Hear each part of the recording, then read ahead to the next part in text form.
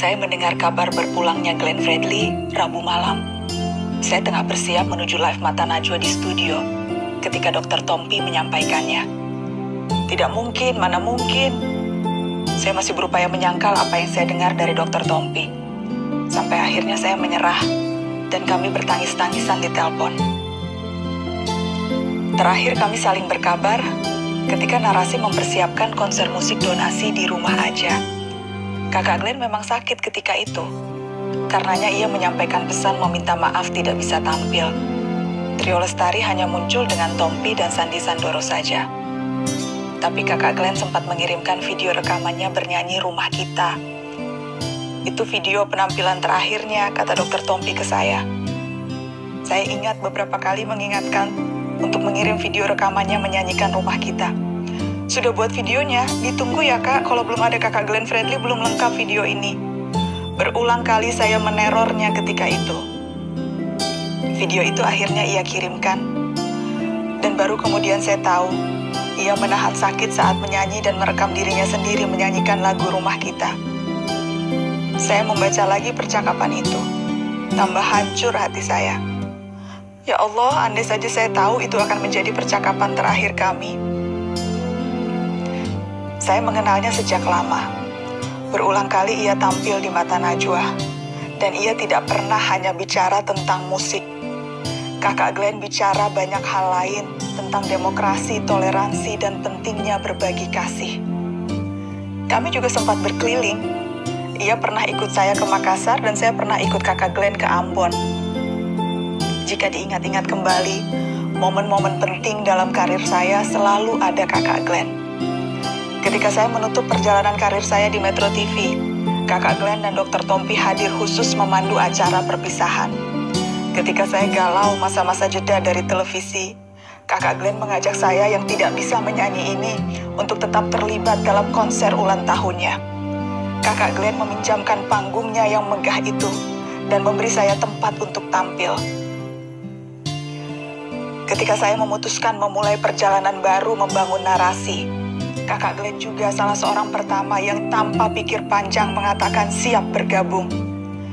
Bermodal nekat, saya memberanikan diri melamar seorang Glenn Fredly, memintanya membuat program khusus bersama Dr. Tompi di Narasi. Padahal bentuk narasi seperti apa di awal-awal itu juga belum jelas. Tapi ia percaya pada kami.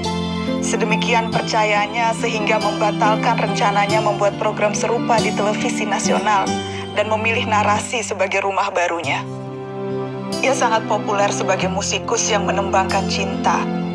Lagu-lagu syahdunya minimal pernah didengar sekali dalam seumur hidup oleh penduduk Indonesia manapun. Bagi banyak kaum muda, salah satu atau dua lagu kakak Glenn akan mengingatkan mereka pada satu fase dari masa muda yang mengharu biru. Suaranya menemani banyak dari kita melewati hari-hari yang sulit ataupun baik. Tapi percayalah, hayat dan karya kakak Glenn bukan cuma tentang cinta dalam pengertian romansa.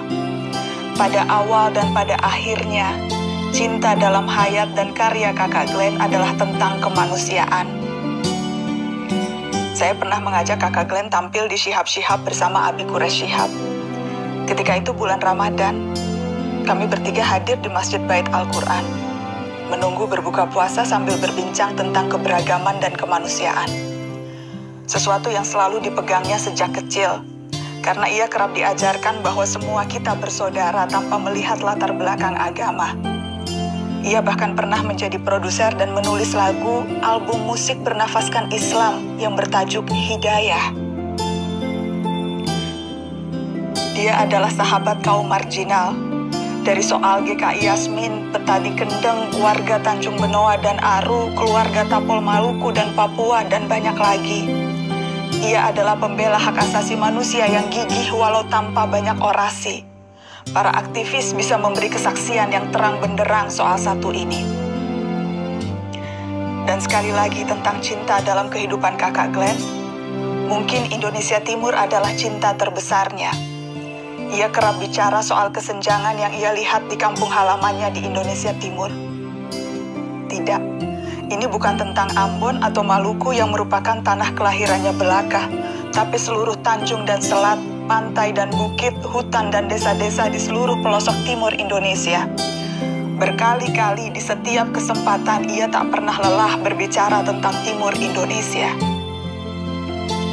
Dengan caranya sendiri ia selalu mengingatkan kita bahwa Indonesia bukan hanya Jakarta atau Pulau Jawa.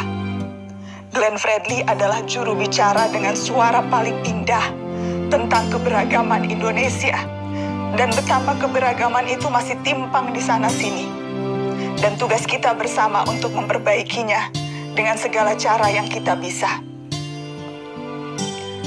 Bukan hanya belantika musik yang menanggung, bukan cuma penggemar setiamu yang merana.